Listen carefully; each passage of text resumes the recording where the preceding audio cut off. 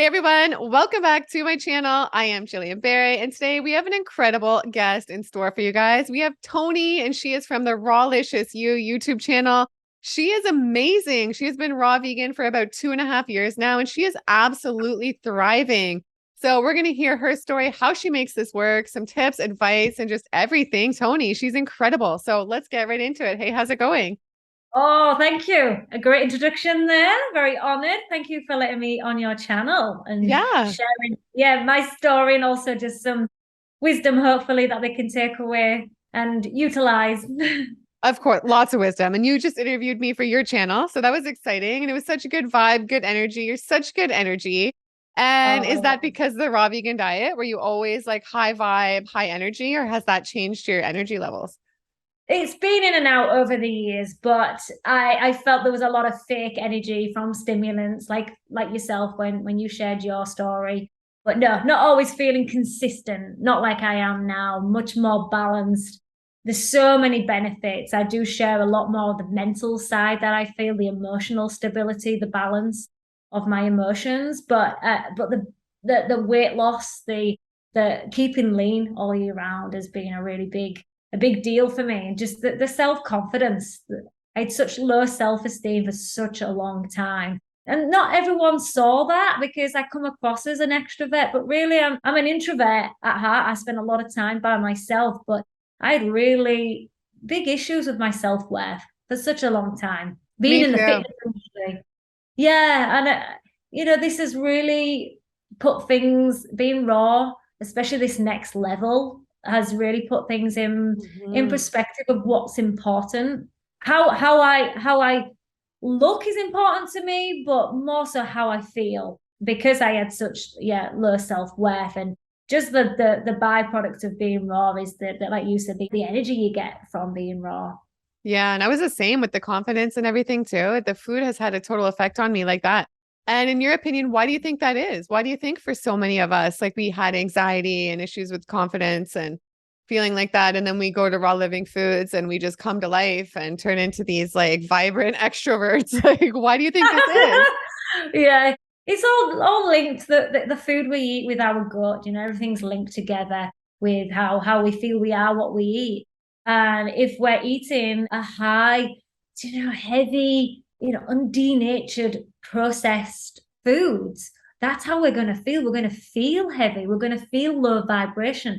I'm very into the energetics of, and spirituality is really the next like development for me. I've always been quite spiritual in the sense that there's more to us than just these bodies. We're spiritual beings and energetics of food and what it brings to you. Lighter, high vibrational foods like fruits and vegetables, you're going to feel better.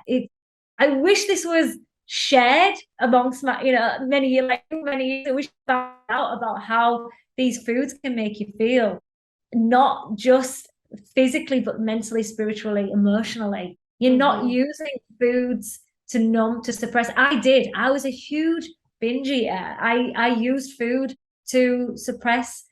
I didn't like my life. I hated my life. I'd come from a really heavy junk food family. We'd have a lot of takeaways, a lot of fried food. My dad, bless his soul, he would love the deep fat fryer. We would have deep fat fried fries, chips Yeah. every day. Every Uh, day?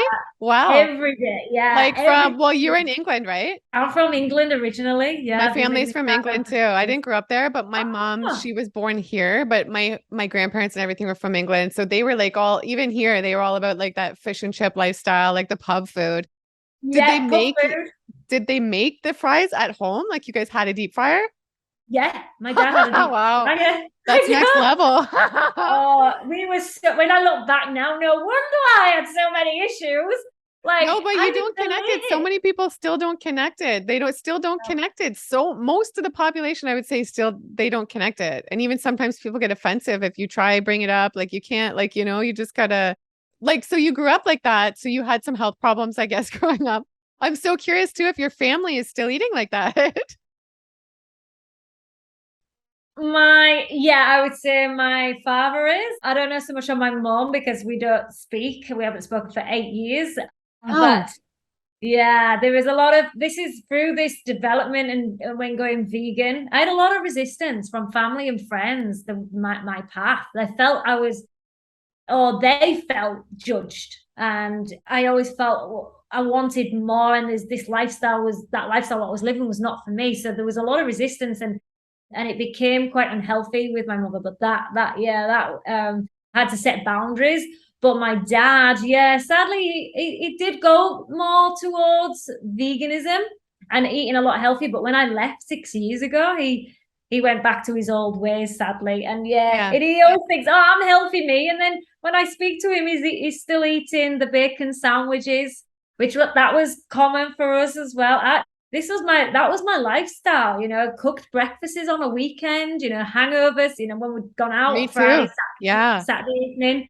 So very common to have, cooked breakfasts, fish and chips on Friday night, kebabs on a weekend, really dirty food. And I forget now because it was such a long time ago, but And do you miss I it? Like when you smell those foods, do you miss them?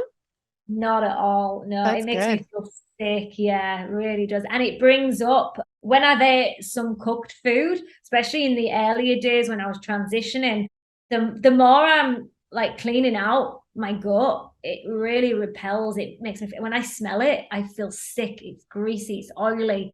I get quite nauseous through And those that's how it smells. should be. Like our bodies should be repulsed by it, you know? It's like interesting Yeah, how like many times we can get addicted to it and be like, I want more, even though it's so bad for us. So it's good you're in yeah. a place where it repels you. And I just want to rewind a bit. So when you were a kid, like you were eating the fries and like stuff like that. And so you had some health problems, you said, right? And then like if you could just go through that a little bit and then explain to us like what led you to finding raw.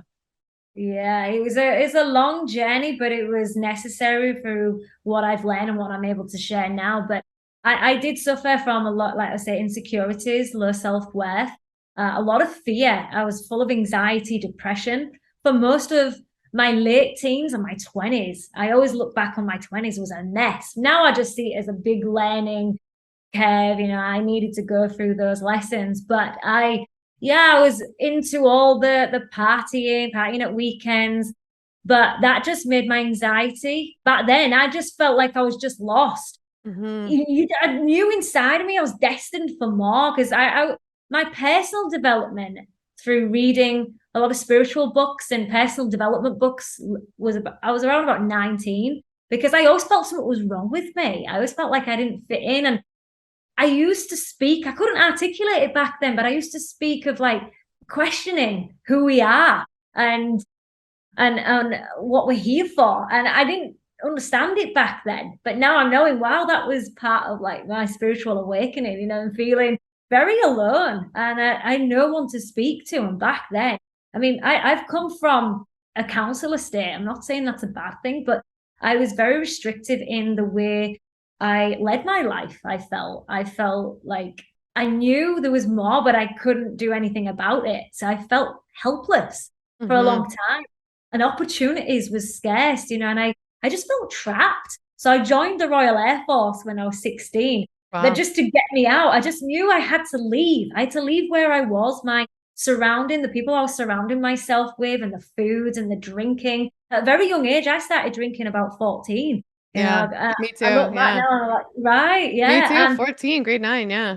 yeah. And I thought it was cool, I wanted to fit in, but it was just part of trying to fit in to be And it's so normal, right? Like normal. where I grew up in the small town, it was like normal to start drinking at 19. It's like almost weird if you're not drinking. And even like the Yeah. parents were drinking too. And they'd have like some of them have parties where like the kids were there drinking. It's like now I'd never Yeah. want that for my kids. But I feel like at least back then, like I don't know, I'm 40 now. Back then, when I was a teenager, it was normal where I grew up. I don't know if it still is now, but that's not like the kind of world I envision for like my kids and the future kids, where it's such a norm to be Oh, hungover on the weekends and like that's how you socialize. Like there's so much more to life than that? And that's where kids yeah. can get like off track. I got so off track with all that like drinking and eating crap and like, Yeah. oh And it's a vicious man. cycle. Yeah. You drink, you eat rubbish, you feel rubbish. So I was going through, all this like torment, really. It felt like I felt I had more, and there was, but I didn't know how I could change my life, because that's what you know. But there was a calling, there was something within me. But that's why I left home, and then I felt that that wasn't my path. The military, I've gained a lot of skills from that, a lot of discipline. But then I also got into fitness. That's when I really enjoyed that side. So I then I went the opposite way, where I was really excessively training. I left the forces, I studied sports science, and I've been in fitness since 18, 19, and being a personal trainer. But then I got into modeling, and then I went into that cycle of under eating, binge eating. So I would heavily restrict, but over exercise, like having 100, 200 Oh, calories a day and exercising 2, 3 hours. you must have been And exhausted. and I wonder why I had my massive burnout, why I went traveling, and I couldn't even do anything. When I went traveling, all I did was sleep most days. I just couldn't. I was so lost, and no one. It all makes sense now. And then, because of the turbulent family and the dynamics in our Yeah. family, I felt very alone, very, very abandoned. So I Yeah. used food to comfort me. It was a way that I felt like it was more of a numbing feeling. I didn't want to feel anything. I just wanted to. And I share a lot on my channel about my Eat My Free ebook that I have, that I just wanted to escape. So I would often have all these restrictions, and every other day I would go to the supermarket and buy 250-gram bars of fruit and nuts, 2 or 3 of them, and just eat them all in my car to numb out. I was addicted, a drug to them. You know, Mhm. and then I'd read these magazines and all these diets. So then I would go on. Then the next, I'm going to start a fresh day, a new diet. So I every think it's day was, so confusing for people out there. They see oh every diet, like, holy crap. yeah, And if people have no idea, I think it's like, they see people that are like, oh, I'm healing on carnivore. And the people that are like, I'm healing on raw vegan. Oh, don't eat this, don't eat this, do this, don't do this. It's like oh everybody, I think, has just got to get quiet and like not listen so much to everybody else in the beginning and just get quiet and feel what's right for them. yeah. I think if we can just take out the addictive foods, all the chemicals, the process, get rid of the meat. For me, I'm really passionate about those, because I've seen firsthand with myself and my clients. You take those out. We take dairy out. If they're coming from a standard diet, take the dairy out. If you stop using foods to them, because raw foods, there's no real addiction. And you take Yeah. that away, you can really start to heal your wounds, your traumas. My biggest one was the abandonment. I felt like very on my own, very alone in this world. One, because I didn't feel like I could talk about a lot of spirituality and the deep feelings I was going through, but also the family dynamics as well. So I just wanted to escape. I always wanted to just get away, and it was either through food or through traveling. But traveling did open up more opportunities for me, and people, and different lifestyles, and realized actually I really like the tropics. I found my passion for helping animals, which led on to my dog rescue, which now it's more like, because I got through that phase of restricting, found the raw till dinner lifestyle diet, and that was really helping me, because I went vegan 12 years ago, and that gave me purpose. But I become a really unhealthy vegan, and started again to restrict at times, and then binge eat. So I was numbing, and it wasn't until like the raw foods 2.5 years ago, I stopped using foods to numb and escape and distract myself. So through that, a lot of healing came from it. I did a juice cleanse, loads of downloads. This connection to self really came through. So the emotional side, more than the physical. I've kept my weight, because my weight's always been up and down, never to the extreme, but there's been a lot of times, that's where a lot of my insecurities came from, of overweight, not feeling good enough. But now I've kept my weight consistent. I can dig deeper into what the root causes are from those, the emotional eating. And yeah, the byproducts of all of that, it all interlinks. You feel good, you look good, you glow. I feel like my skin and my hair is getting better, and I feel like I'm going back. I look at my old pictures, I'm like, gosh, I looked really, especially during there was a phase not so long ago, in fact, 5 years ago, 6 years ago, when I got heavily into dog rescue. I was very stressed. I was eating rubbish, and I was really not looking after myself. And that's when I realized, you know what, I'm preaching about health and veganism, but what about my health? Am I really taking care of myself? So I started to really focus on what I was consuming in more natural foods. And that's just led on to then, oh my goodness, we can do it all, do more like you. You're so busy, but still have the energy and still, Yeah. because I went through so many phases of burnout. I want something that's sustainable, that is going to lift us up, empower us, feel good, look good, and do all the things that we love at the same time. Yeah. I want it all. Why not? We Me live in too. this world. We want to try everything, experiment and explore everything. But when we're restricted, if we're not feeling good, it really does halt not just our growth, but halt what we want to do and help others. So that was a driving force for me. I'm not helping these animals if I'm feeling rubbish. I'm not got the energy. I had to be strong as well physically to move dogs around and break up fights. I was doing a lot of volunteer work, and then with my dog rescue, just Break my up log dog fights? Oh yeah, I've got Oh, strength like you would wow, not believe. Toni. Like I don't know where this strength comes from sometimes. Well, I do know it's the gym, I but would be scared also, to break up a dog fight. oh no, from experience, just from doing it so many times, I just go into this high adrenaline, and just it's like I'm in the zone, and I pull dogs apart, and I have this huge strength, and the dogs are shocked. I'm like, yeah. So Wow. from being in, even in the dog rescue, has come with a lot of. I did share with you some of my personal issues that I'd gone through, with not just the bullying, but the cruelty. When you're seeing a lot of suffering, it was taking a toll on me. I had to look after myself and use foods to change I'm very aware of the frequency and vibration of foods and the people you surround yourself, the environment. I had to look after all aspects if I'm going to be the best in my field in dog rescue. And then it's just naturally progressed to helping so many others through my story. And I've always wanted to help people feel good and thrive, but the number one had to be me in order to help others. I always use the analogy of the oxygen mask when you're on an airplane. We have to, if we're going in an emergency, we use the oxygen mask first, and then you help others. We have to look after us. We have to be the number one priority. So I knew my health I had to take, I didn't necessarily take time out, but as soon as I started cleaning up my diet, like you just get this newfound energy. And I was like, It's a new wow, life. It's like a new life. so And powerful. when you first went raw, like what were all the benefits you experienced and what were like the differences you noticed from like going raw versus being like vegan? You were vegan for 12 years. You've been vegan for 12 years. Wow, Yeah, amazing. yeah. Doug, when I shifted from standard to vegan, I had a lot of shifts. I struggled with anemia. IBS was my two. I was always tired on the standard. Went vegan, that cleared up a bit. And then as you get cleaner, because I was experimenting with a few juice cleanses here and there, and then going back to high fat, high sugar. And that was, at times, I went through lots of different phases of my vegan journey of cleaner eating and then binge eating.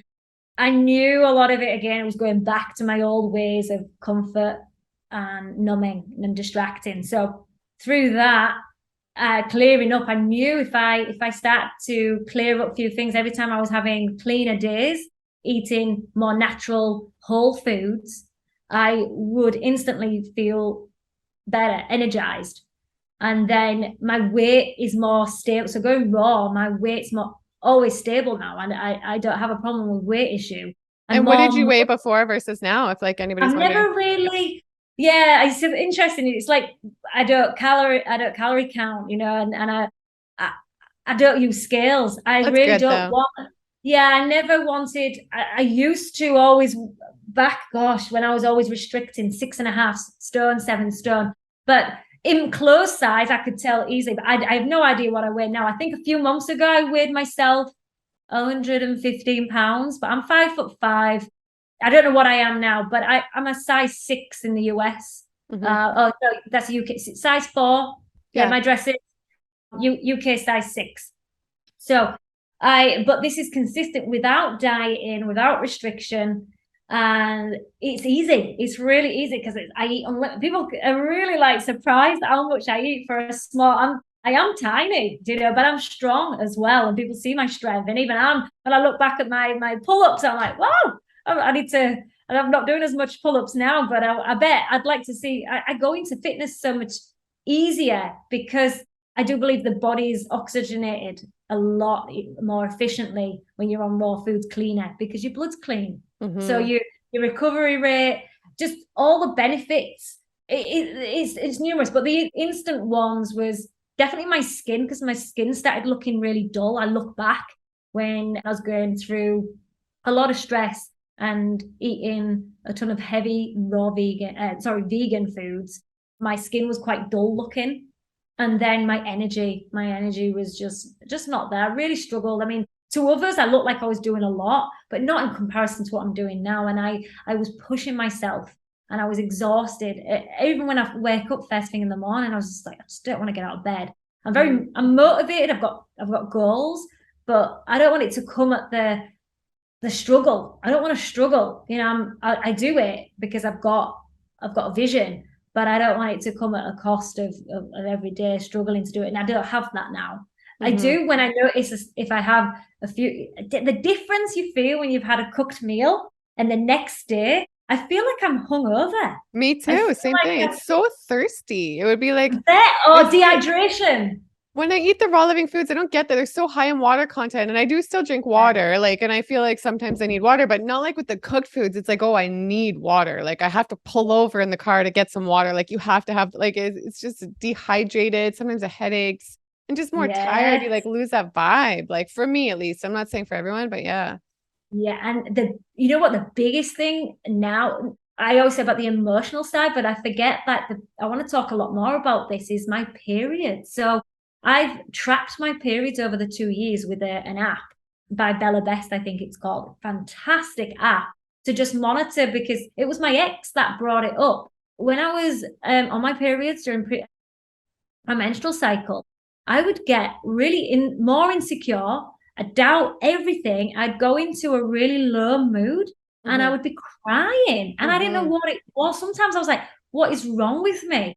And I'd have these really strong cravings and I was heavy for about 6 to 7 days, fully heavy. And then he said, just track, because this only seems to be happening once a month. And I was having headaches every month as well. And I lived on every month for a couple of days. I would take 1 or 2 or 3 or 4 headache tablets. And then I tracked it and it was going on. And I look back, it was going on for a year and a half.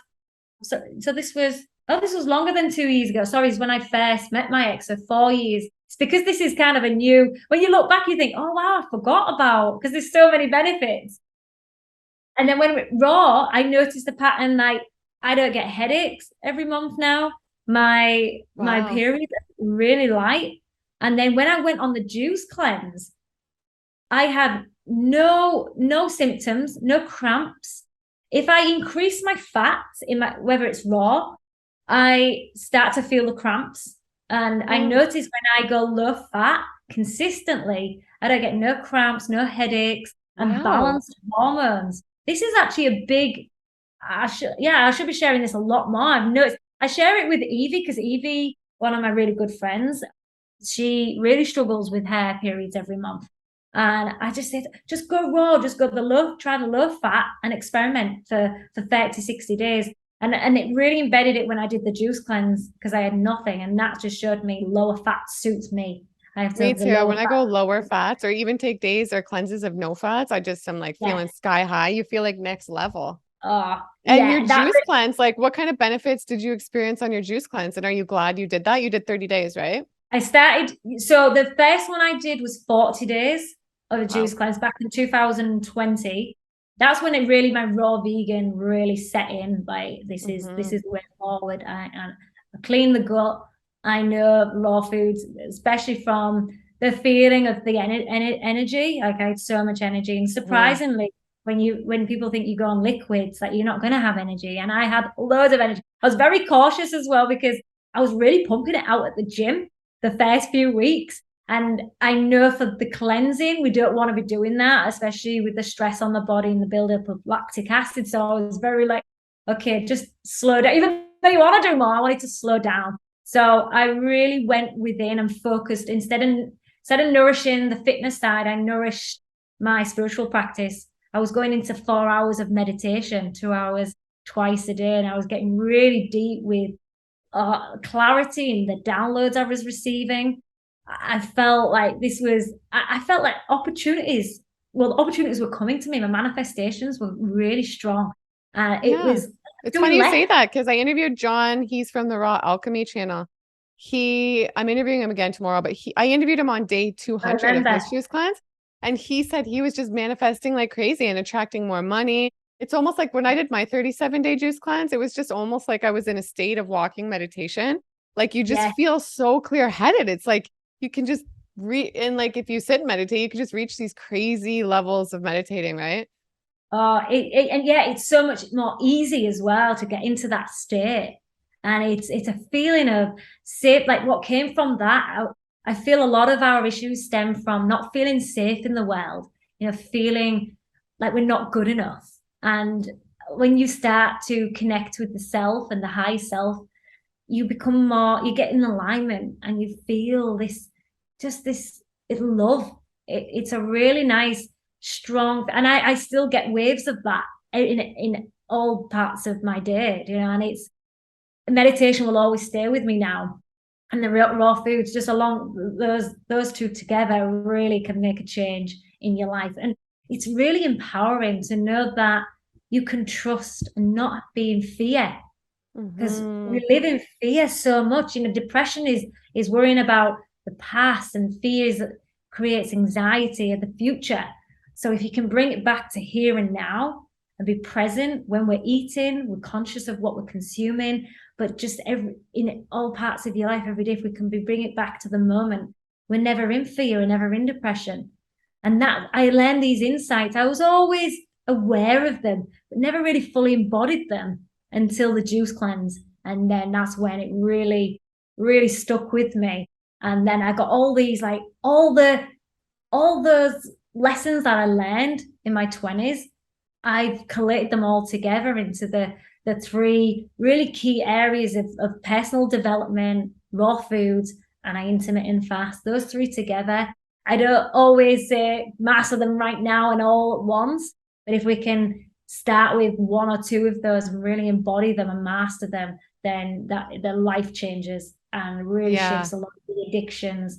Yeah, back to the benefits straight away. I gained so much in the juicing. Just set me on this path, cleaned out the gut, got rid of the waste. I did do another one because I felt there's more digging to do.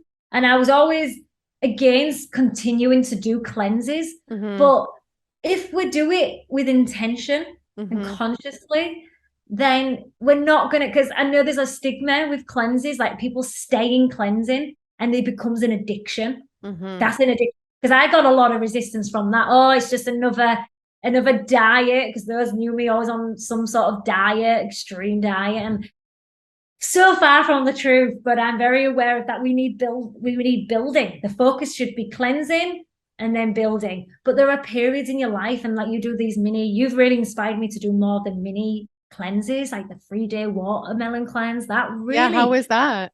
I loved it, and I'll continue to do that. And I'll go with I'm more in tune now, and I say it's more intentional rather than just doing it out of trying to lose weight or this quick fix. It's much more it's a spiritual practice. It's much deeper.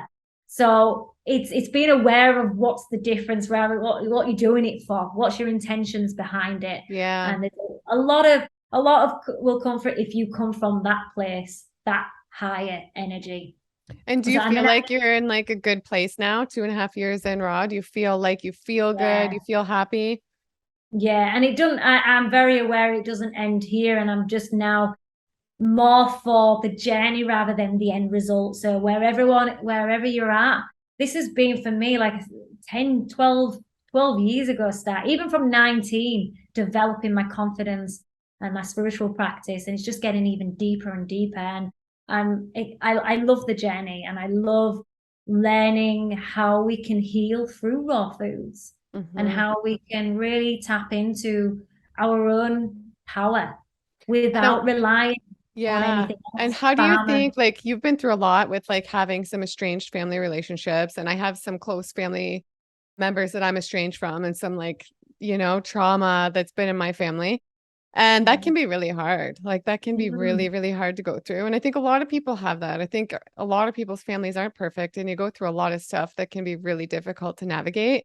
So yeah. how have you like navigated those family traumas, and what healing techniques have you used to like get through those traumas, Like I have some traumas that I like what I told you in the other interview, like something that caused me PTSD that I went through in 2020. And even still, like I've been so busy with my kids and work and the channel, and I think I haven't like set aside time to like work through those traumas. And then sometimes I'll have some nightmares about the event, Comes up. like, and I'm just like, how do I work through this? So like, do you have any tips on like how to work through these traumas? Yeah. Yeah. For many years, I was very resentful and angry. And I still get those emotions at times. I get triggered, but the triggers aren't as long lasting and they're not as deep.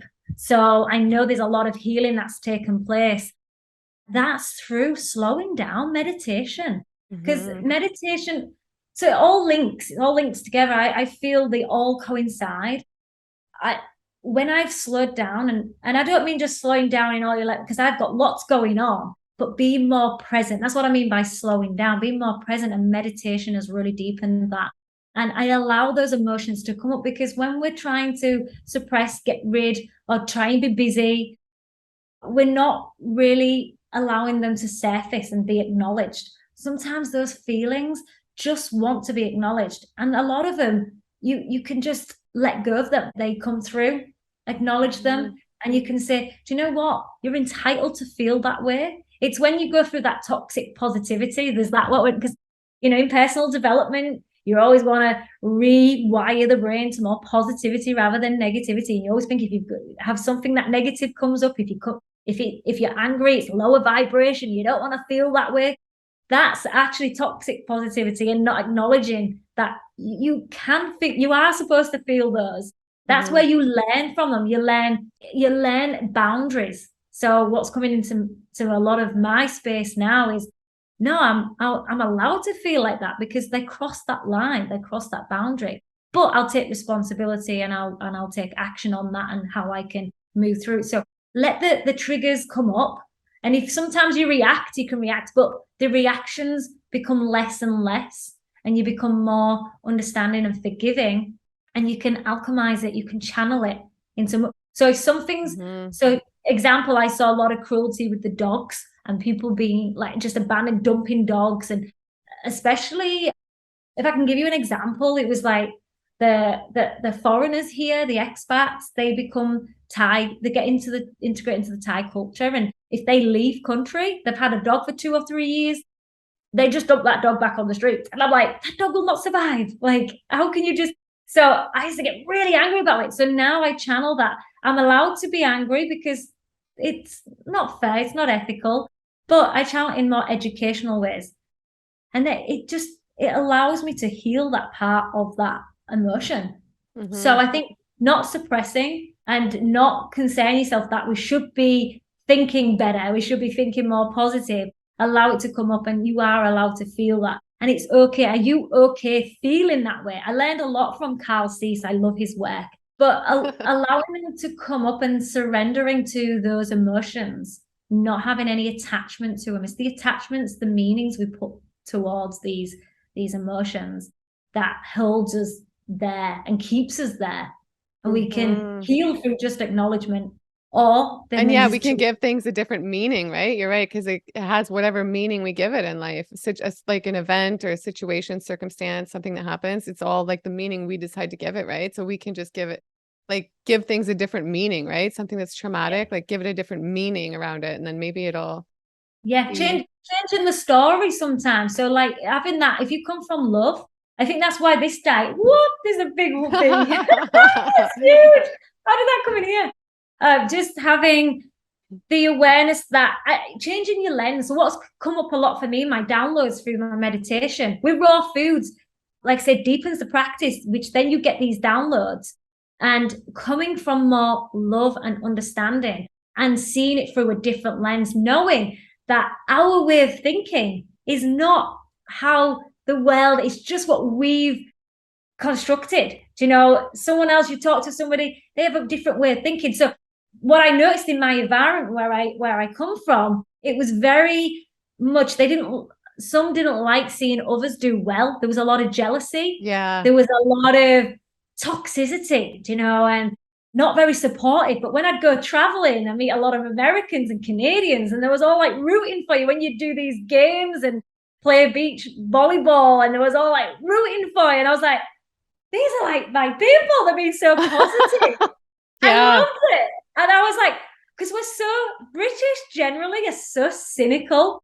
And from, like, when I was reading self-development books, I had some family members just say, you're crazy. You are brainwashed. Me too. Because my family's British. Same thing. Like a lot of them. Oh, wow. Yeah. They're very, like, anything you want to try and do positive, or they just find it like you're showing off, or like, who do you think? I always had in me, who do you think you are?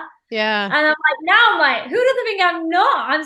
I want to be this big light. I'm not here to play small. I want to change the world. I want to change life. So I felt, very restricted in that sense. But when you start reading personal development books, you start understanding that it's a lens that we've just been brought up with. That's not always, doesn't have to be our reality. And you can change it. And I love Bruce Lipton, biology belief.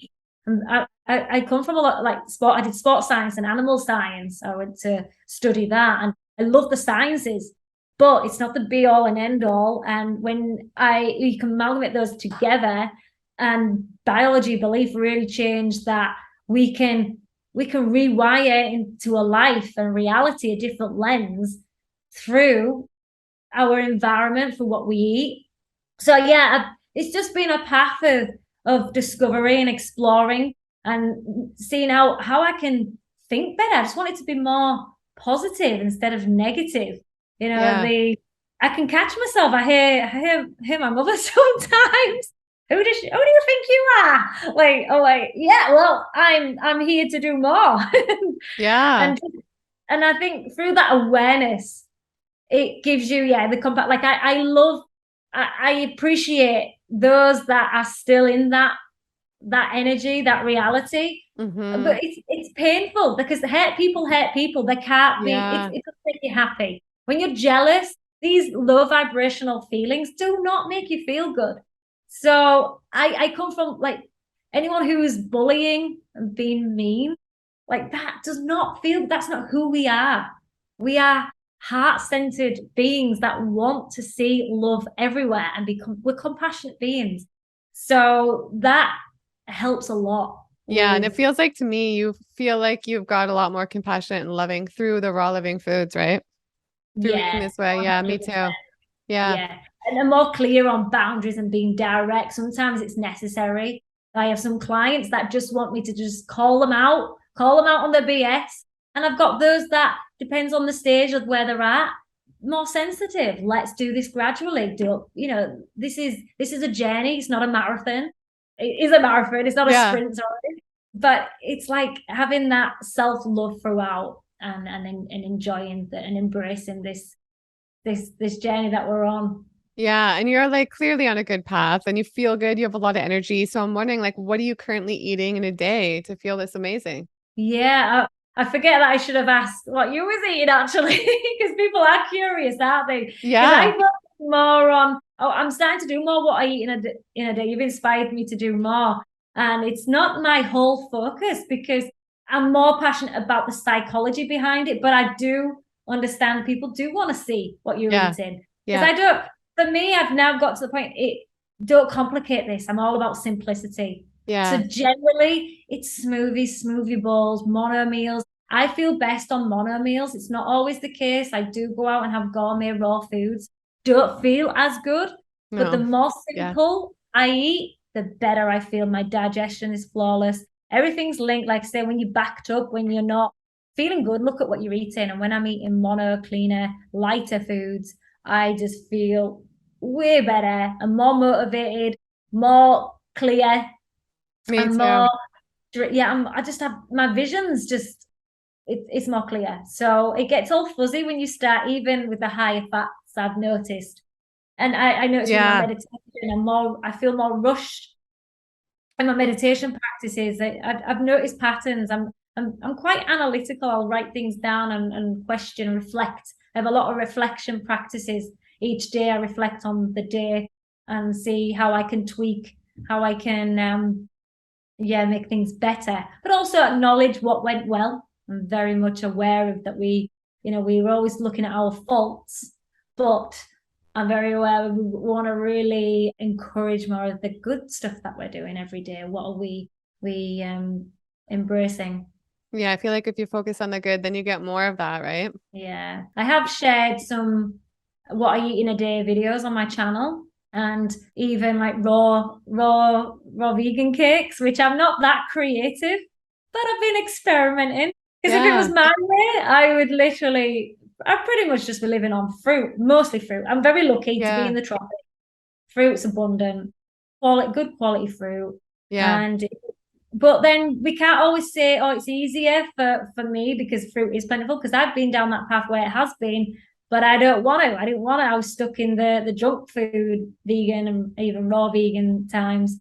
So there's always excuses somewhere. We don't always take what we have what's in front of us. So, but when we eat less variety, so my sharing of a lot is less variety in a meal, but Hmm. variety over time, Yeah. and Good point. better for digestion.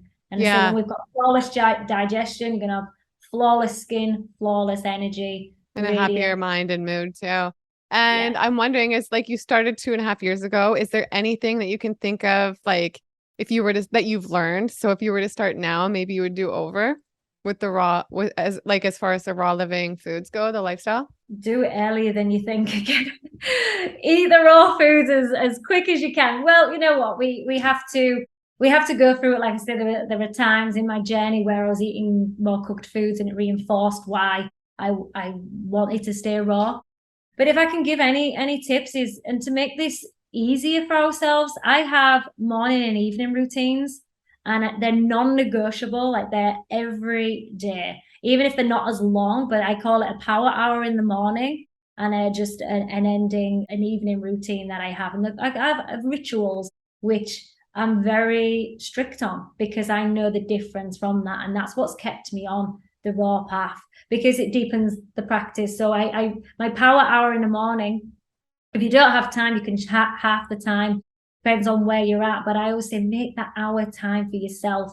And I have 20 minutes of reading, personal development, health, raw foods. And then I have my meditation practice and 20 minutes of exercise. I usually do more. Hmm. Most of the time, meditation is longer and my exercise is longer. But on average, every day, it's my power hour. And then on an evening, I reflect, I meditate, I reflect, and I look at what went well, and also what I can look at tweaking to make it Hmm. even better, make the That's next day even great. better. So that's what's kept, I think, the bookends of your day, master those, everything else in between becomes effortless. And if you start your day off on a good, like, through the reading, through the meditation, exercise, those combinations together, you feel like a freaking queen. You're on fire. I feel amazing, because sometimes, don't get me wrong, in the morning, I'm not that driven to do it, but when I do it, like any exercise, when you go to the gym, afterwards you're gonna feel incredible. I've always had this mindset: you just do it anyway, Hmm. do it and see how you feel. Hmm. And most of the time, it's like yeah, I don't even have any doubt. And that has led to starting my day off so well, that you want to feed yourself nourishing foods. You want to have these high vibrational foods to continue the day on a great, like, Hmm. level, and then end my day with reflection. Amazing.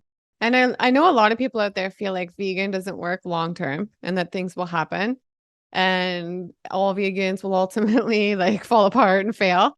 So you've been vegan for 12 years. You're looking pretty amazing. What are your thoughts on that? And do you think if you ever did, like, have you experienced any symptoms of like decline at all?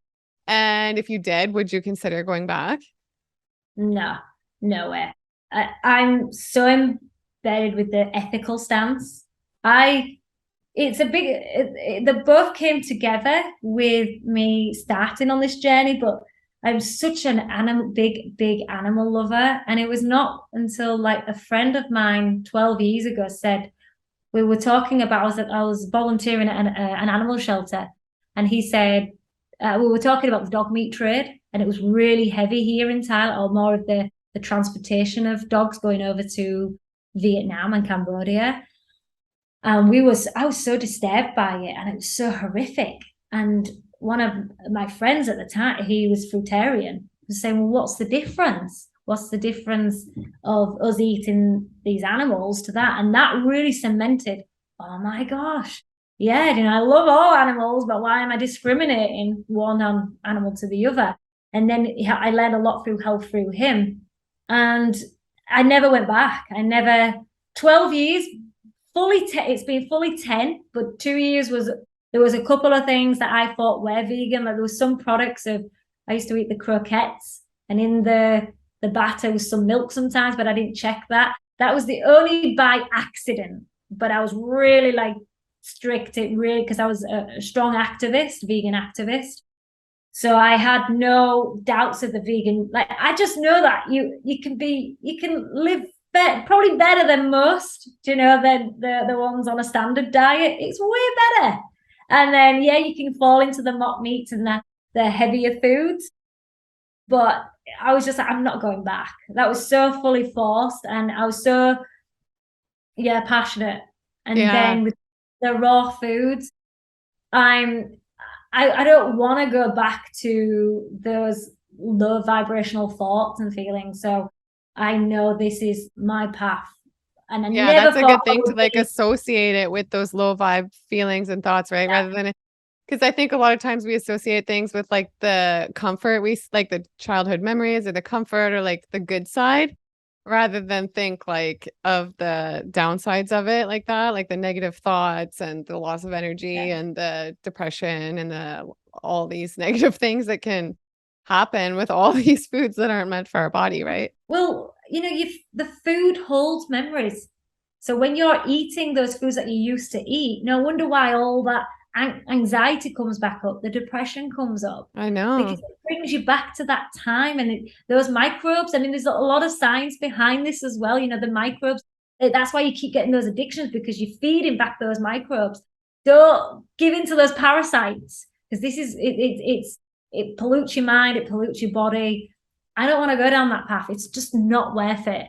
I know through, you know, experience going back down there, eating the cooked and being up and down, just know that in the journey, this may happen to a lot, you know, a lot of people, and it's completely normal. But when you reinforce it, you feel, okay, it's just not worth it. It's not worth to go down that path again. And in order for me to grow, I know personally for myself, for my ascension, going through the fourth and the fifth dimension, I'm really said this is the next part of my journey. I'm really deep into the spirituality and the Hmm. connection. We don't want to be having heavier foods. We want, you know, for us to thrive, really thrive.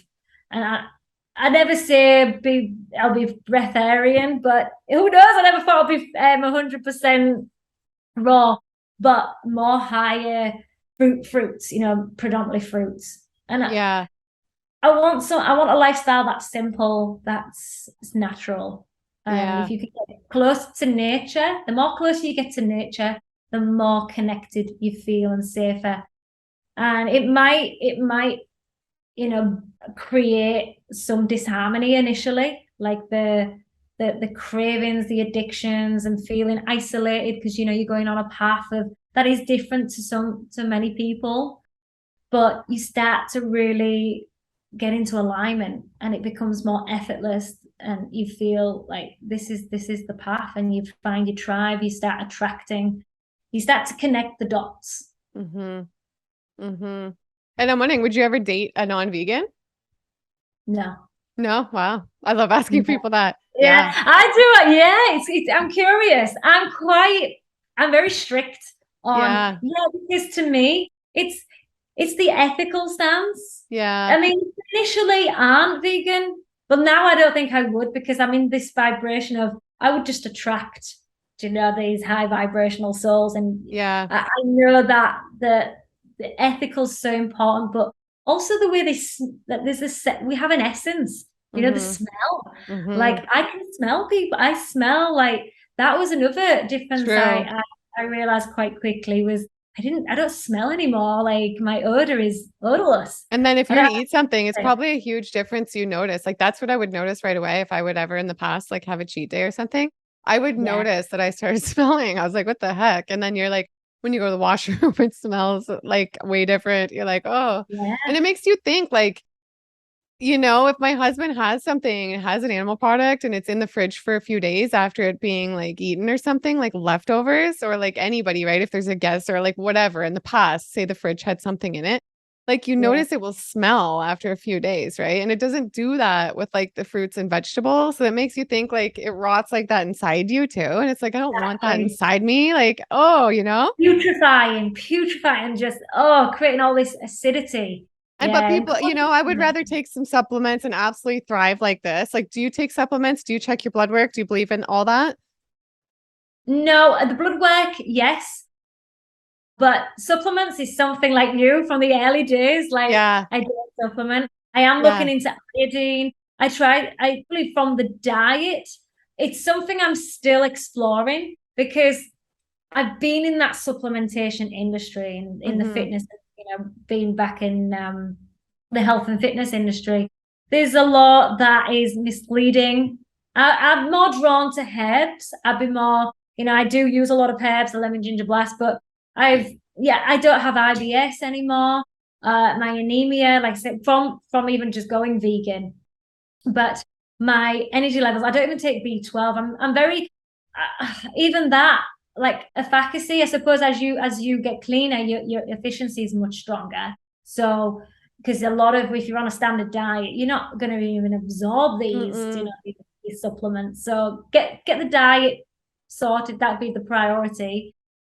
It's a lot about, I'm really into the detoxification, the elimination, but it's Mm-hmm. something I'm not gonna. I was always dead set against it, and Me from too my, in the early years. Me too. yeah.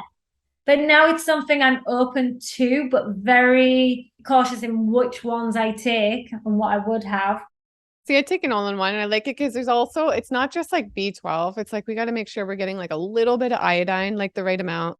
I know there's some That's vegans, I one. ask them about iodine, they're like, I don't know what that is. Like, it's just there's other things, right? So I just think at minimum, like check all your blood work and just see. The one I take, I love it. I've been taking it for like a year and a half. It has B12, iodine, DHA, EPA, zinc, magnesium, selenium, and K. And Yeah, I've been really, really happy with it. And like I said in the video I did with you for your channel in 2016, 2017, 2018, I didn't supplement and I was like dead set against it because I felt amazing. And I was just like, it's not natural. I don't need it. But at the same time, we live in a really unnatural world anyway. And people are yeah, like, well, your diet's not everything because you need to supplement. But I'd rather supplement. I feel my best on the raw living foods and taking some supplements than I do like on the raw living foods plus adding in animal products. So I would way rather take the supplements because that's what yeah, makes me feel my absolute best. But I think they're important now because like my B12 was 92 when I wasn't supplementing, and that's pretty low. I think the range starts at like 120, 150 or something. And I've interviewed people like Chris Kendall. He said he wasn't supplementing at all. And then, like, around year 10, he became super deficient in B12. And, like, when his computer would break down, he would be like smashing it and get like, because it can affect our moods, right? And our like, but I mean, I don't know. But then you see some people, I don't think Shane supplements, and you see some people who are like 15 years raw vegan and they're like, my blood work's fine. I don't supplement. And like other people. So, I yeah. mean, everyone's different. I'm not saying my way is the highway at all, but Yeah, but I'm glad you brought up the blood work because even that itself, when I've got blood work, I go on my own investigation rather than what is being taught because it even varies from even week to week. mhm. So I'm very cautious of what results you do get and what's being shared out there. So yeah, I feel if you get them consistently and at the same time, always have those parameters, I think you can really look at get a bigger picture. I think it is Yeah. important. I think if you do the blood work, don't just trust. Yeah, we want to be tracking, not too strict on it, but get an idea. Iodine was definitely one of those I'm looking at, but B12, I always looked at the injections of B12, but that I Hmm. feel something doesn't sit quite well with that strength, that amount going straight in. True. I'm going to Yeah. experiment and see. There's a lot of, I used to take B12 supplements. Dr. Greger encouraged because there's a lot of the B12s out there that aren't as useful, and they're not, like I said, the absorption of them is like next to none. What your point of taking them? So Hmm. I would look into, yeah, it's something I'm not opposed to, but yeah, I'm like, even now I always think, oh, should I be? I'm still questioning it. I'm in that phase, but And I you're do still pretty agree early. we have Well, a you've problem. been vegan for 12 years. Yeah, that's a long time, actually. I forgot about that because I was going to say, oh, Yeah. raw for 2.5 years, but vegan for 12. Wow.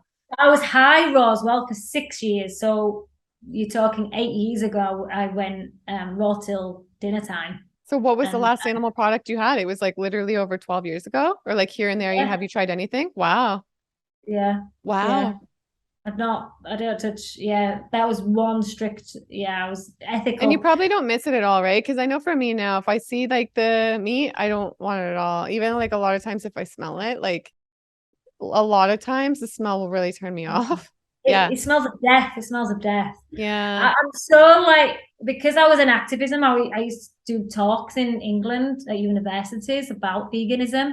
Wow. Because of that, really reinforced, yeah, yeah, that was always really strong. And now I'm getting to that point. Once something's cemented, I'm so strong-minded about it. I'm like, this is the way. And Yeah. I'm really, yeah, passionate. Veganism all the way.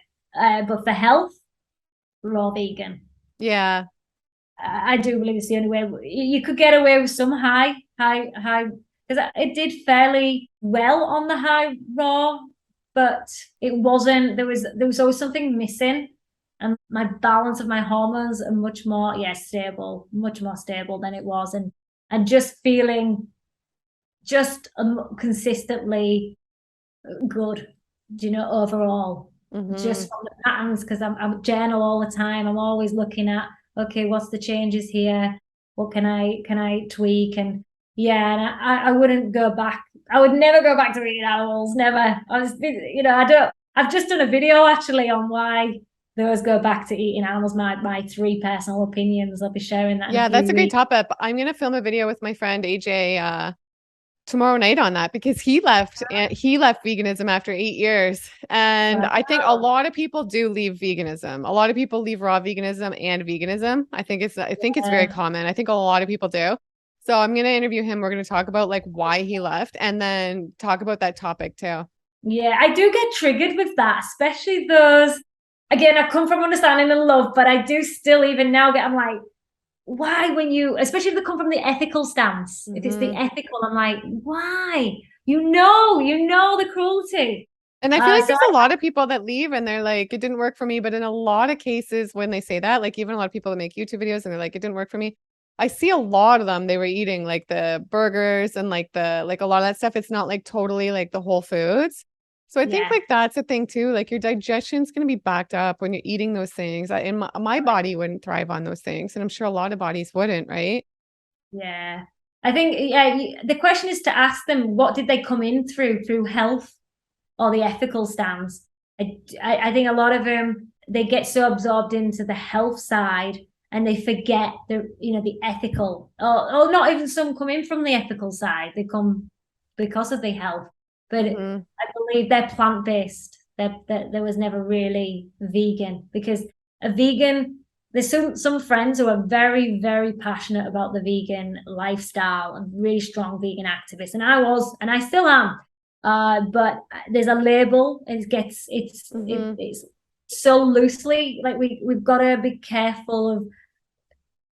Again, it's only labels, but veganism it's about the animals. Veganism is the Hmm. ethical stance, and True. I'm so strong on injustice. And, I want us all to thrive. Animals, the voiceless. I want us all to help and be there for the ones that can't speak. They have their own language. They scream, they feel, the sentient.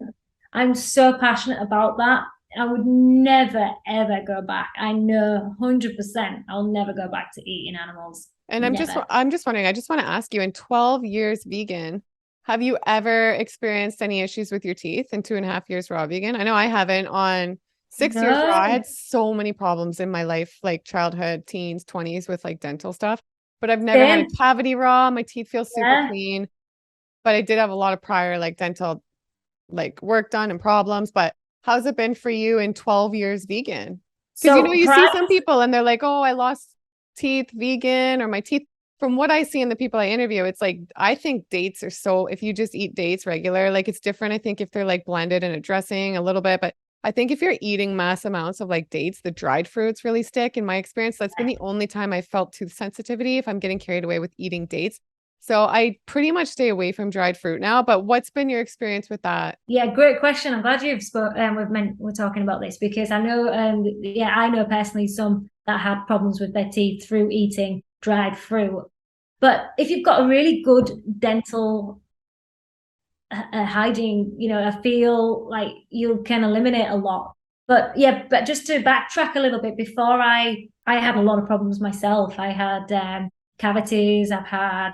I want to actually check one of my fillings because I think it's mercury, and so I do want to check that. And I had only problems with my teeth, fillings. I had a lot of sugar, processed sugar, and then I smashed my front tooth a couple of times and had a root canal, which when you Mm. mentioned when we had Yeah, a chat on I have the one root call, canal. I mentioned in the interview with you. I want to get it taken out. I feel like they're so yeah, toxic so for the that's body. something I'm going to look at. But no, I've had But I had that no, before being raw, just to clarify. It was yeah. in my 20s in case, you know. Yeah.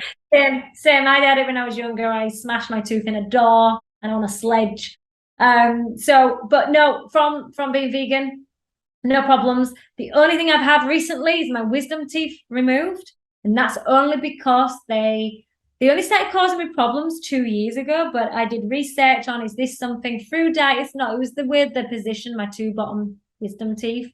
And I know most get rid of them, they get them removed. It's a big industry, so I was always very cautious of, just removing them unnecessary.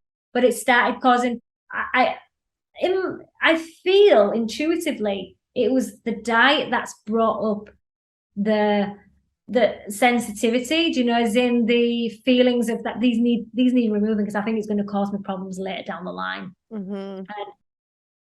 And that's why I started to get the swelling, and part of, I think, the detox, it's starting to look at areas, when we cleanse, you start to go through this crisis, healing crisis. And I believe that's part of my detox journey. These are issues. This teeth needs to be removed, and I was so adamant, I'm not removing these teeth. I was like, nope, Yeah. I'll the pain. And it was on and off last year, and then decided to remove them this year, actually. And healing, I didn't take any antibiotics.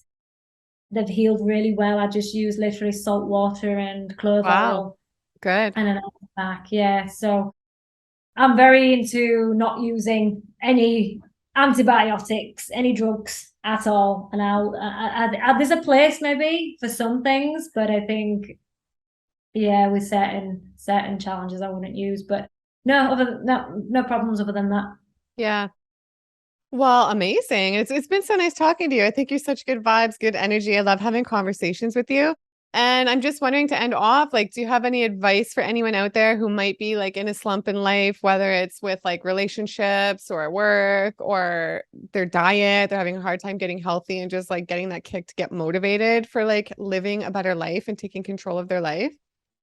Yeah, self-love, get really working on your self-esteem. And that comes from, like I said, all into one. You start to do things that are nourishing for you, that are good. Get rid of the stimulants. I was never into the coffee, but the alcohol.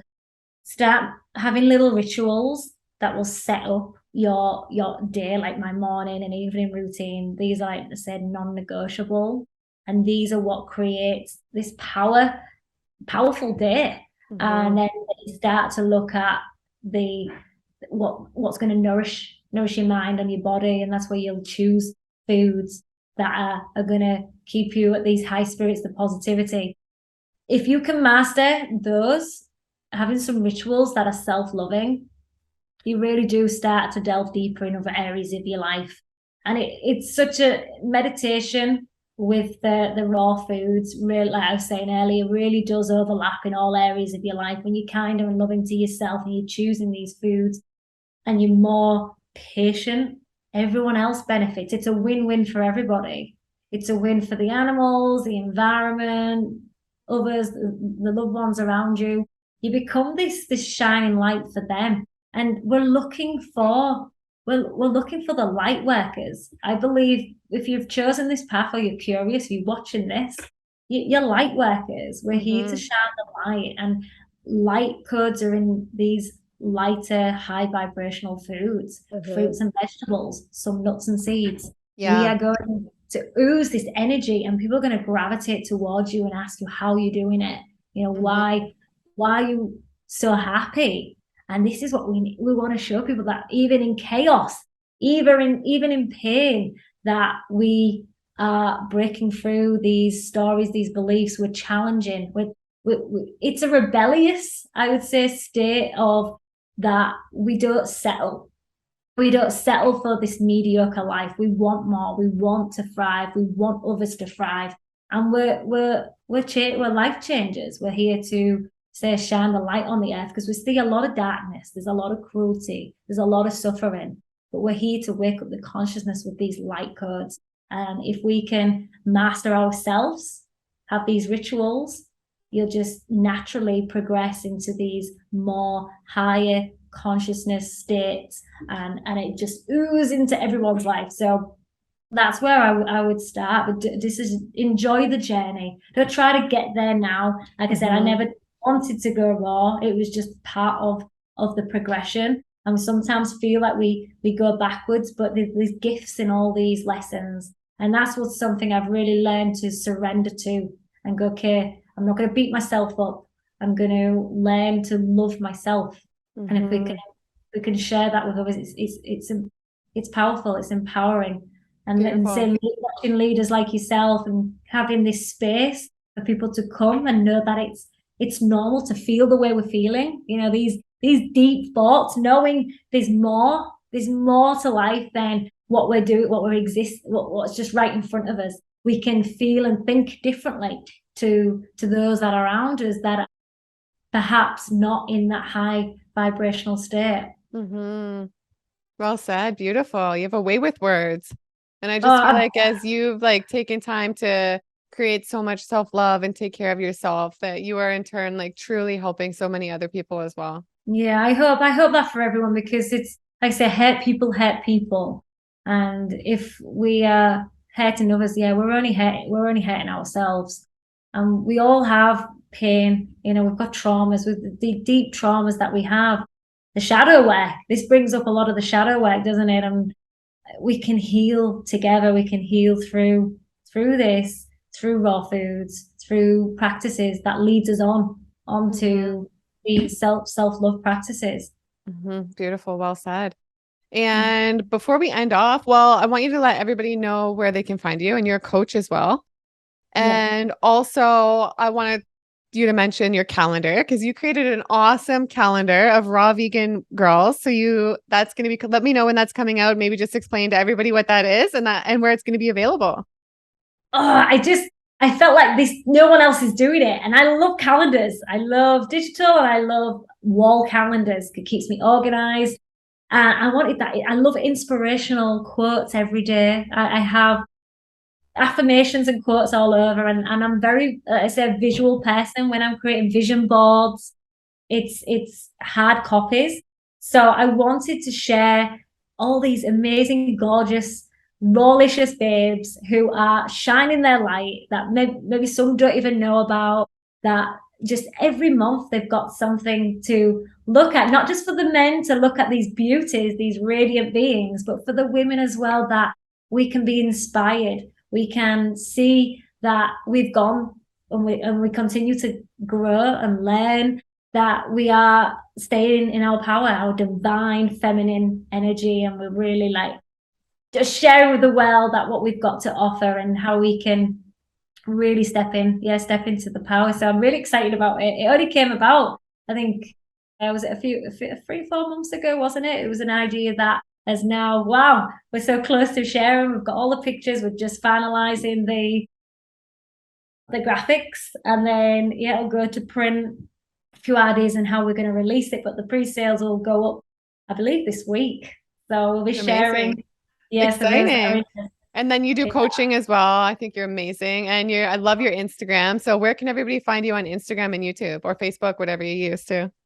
Yes, and TikTok recently. Oh yeah, TikTok. I'm experimenting with my playful side because I feel sometimes when you're in healing, it gets so serious. Yeah. And right now we've got some, some challenges, but I also wanted to draw in this playful side and have fun. Because when you've got all this energy, let's utilize it and channel it in a really positive, playful, childlike way. So yeah, TikTok, Rawlicious You, YouTube. I'm on Facebook as well and Instagram, but I'm really driving more of the TikTok. I'm really focusing on that because I'm really enjoying it. I had so much resistance with TikTok. I was like, the beginning of the year, I kept putting it off. It's taken me 6-7 months to get into TikTok. I just knew this was going to not just grow my brand, but it was a way to express my creative fun side. Yeah. And I love it. I really am really enjoying it. It's coming more from, I'm just experimenting right now and seeing how it's perceived. That's amazing. So, I'm not on there. People always tell me to get on TikTok, and I get it. Everybody, I just, you know what? I like making YouTube videos and I like Instagram stories, and that's it. I don't know. I feel all this pressure to now make Instagram reels. There's no all videos. I'm just gonna be on YouTube doing my videos and on my Instagram stories. Maybe that'll change, but good for you. That's awesome. You're on TikTok. I know Shane. I think Shane's pretty big on TikTok. I don't know. He says he gets millions of views and like tons of hate. Like people are knocking him for the raw vegan. But he loves it. He loves the hate. He just embraces it. He doesn't care. I do. Like I say, from experience, from resistance against going vegetarian, vegan, now raw vegan, like the amount of people that are so against it, like just that resistance. Yeah. No, it's pretty intense. Like it's pretty intense. I don't know if with other YouTube niches, it's quite like this, but it's pretty intense. Like the hate between different diet communities and like even sometimes within the same community. Even like I've had people come at me that are raw vegans because they don't like a video topic I posted and come at me so aggressively and so like, whoa, because I'm just like, and then I've had just people pretending they're someone that they're not, and like all these crazy things happen. Like I'm just like, whoa, hold up. Like, do I maybe want to like shift niches and try to become more like a Jay Shetty or something? Like, because it's just like, but I love this niche so much. But I'm just saying, like, there's a lot of hate. It's like, come on, guys. Like, I feel different platforms are different, and it depends on how controversial you are. I mean, even raw vegan is controversial, but I'm so like, I struggle how it is because it's so natural. I really, even veganism, but I guess because it's so different too. It's so different. Like not many people eat raw vegan, and still not. I don't know what percentage of the world is vegan right now. Do you know? But do you know? Quite a high percent now. Yeah, there's a lot more. Oh gosh, I remember the Raw Vegan Festival in England with Earth and Ed that I think he contributed a lot to that growth. But I remember there was a couple of maybe 1,000 when I first went 6 years ago, 7 years ago. And now there's 15,000, I think now. Don't quote me on that, but over 10,000. So yeah, it's veganism's more accepted now. Yeah, you forget, don't you, how it's such still a small percentage. But I just wish we could all just respect each other. Like, I get it. Everyone, like, it doesn't do anything to, I feel like the more you're going to hate on another like diet or community or person, like if you're going to hate on their diet and be like, what you're doing is wrong, like it just makes them want to run the other way. So like, I understand like with the animals and everything, because I'm super compassionate with the animals and stuff too, but I don't have the approach with people to like get in their face about that and stuff, because I just know like anytime I've done that or anytime I see other people doing that, like it just turns the person off and makes them want to like go the Yeah. other way. I feel There like, is a place though. There is a place for those. I accept yeah, those passionate. I yeah, think, yeah, anger, I feel more for them if there's a lot of anger that comes with it. I feel there's a lot of like that pains. I really enjoy Airflint Ed. He's really a very compassionate, and he's the way he gets people to come to their own conclusion. hmm, That is just, and there's Joey yeah. Carr.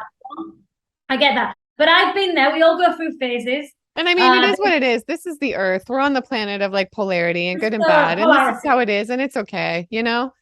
Yeah, yeah. I feel if you feel that that is necessary at that time, because I've been there, angry vegan, Hmm. and it did help others. You know, sometimes when I used to love Gary Yavorsky, I loved his. That's what really cemented it for me. At first, I was just like, "Whoa, he's a bit harsh," but it really like I loved his passion. So now Yeah. I come from it. I just see people's again the lens. It's the lens and the place they're in, and opinions, thoughts change. But you are right. Statistically, if we come from more passion, more compassion, understanding, I do feel it lands better Hmm. for most people. I feel like, but everyone has a different niche again within that and how they share their message, and Yeah.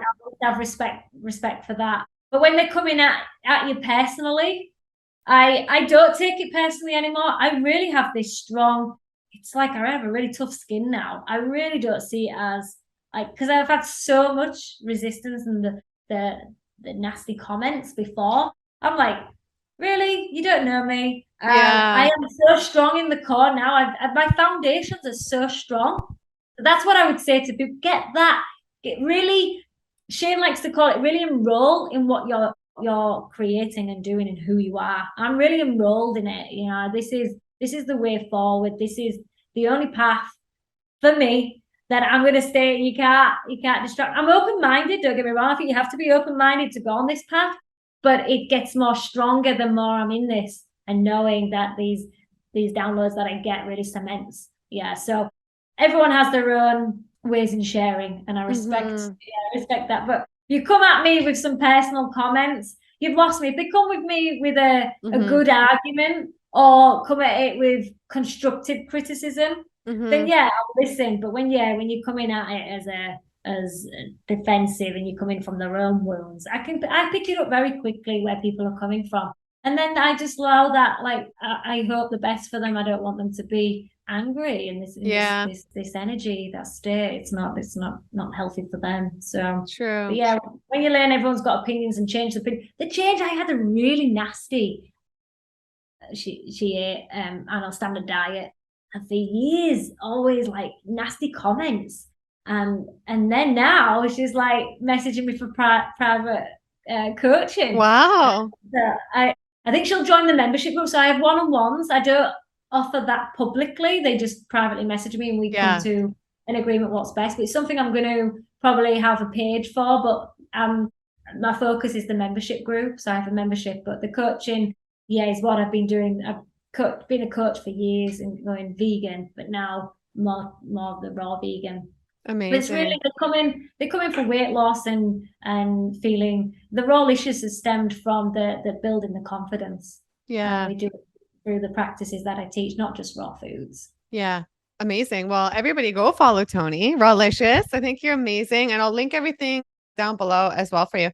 And I would love to have you back on the channel. I just think it's so nice having these conversations with you. So I let's do love that again in the future. I'd love to. And to the viewers, I hope you guys enjoyed this. I hope it added some value to your day. If it did, give it a big thumbs up right now. And make sure you subscribe if you don't already. And I love you guys all so much. And I'll see you guys in the next video. Bye.